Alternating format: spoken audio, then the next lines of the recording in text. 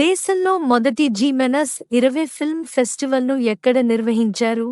1. Delhi 2. Mumbai 3. Chennai 4. Varanasi answer 1. World photography దినోత్సవాన్ని ఎప్పుడు నిర్వహిస్తారు? 1. August 18 2. August 19 3. August 17 4. August 16 answer 2. World humanitarian డేను ఎప్పుడు నిర్వహిస్తారు? 1. August 19 2. August 18 3. August 17 4. August 20 answer 1. ఇటీవల పిఆర్ శేషాద్రి ఏ బ్యాంకు నూతన ఎండీ సీఈఓగా ఎన్నికయ్యారు? 1. Bank of Baroda 2. South India 3. Punjab national bank 4.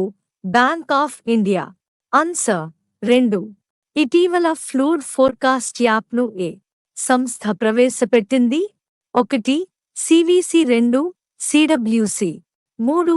CBDT 4. UGC answer 2. India ఏ దేశంతో ఇండియా స్టాట్ అగ్రిమెంట్ చేసుకుంది? 1. Trinidad and Tobago 2. UAE 3. UK 4. Japan answer 1.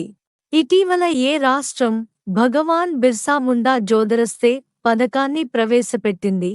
1. Uttar Pradesh 2. Maharashtra 3. Kerala 4. Punjab answer 2.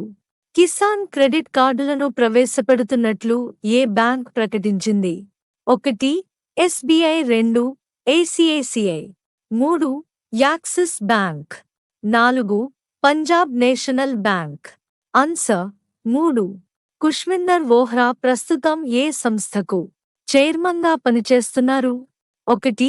CWC 2. CVC 3. NCERT 4. CBDT answer 1. దేశంలో మొట్టమొదటి 3D ప్రింటెడ్ పోస్ట్ ఆఫీస్ను ఏ IIT సహకారంతో బెంగళూరులో నిర్మించారు? 1. ఢిల్లీ 2. ముంబై 3. మద్రాస్ 4.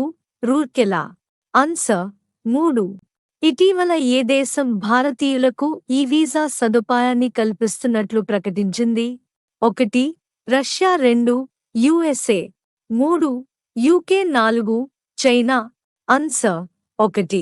ఇటీవల ఏ దేశం ఉక్రెయిన్కు F-16 యుద్ధ విమానాలను సరఫరా చేస్తున్నట్లు ప్రకటించింది? 1. యుఎస్ఏ 2.